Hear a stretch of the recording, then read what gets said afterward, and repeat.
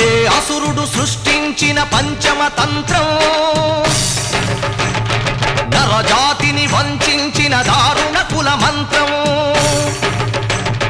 నరకబడిన శంభూకుని శిరం సాక్షిగా, తెగిపడిన ఏకలవ్య బొటన వేలు సాక్షిగా, ముంతల చీపురుల మన దీనగతం సాక్షిగా, ప్రశ్నించిన ప్రతి చోట మహారక్త క్షేత్ర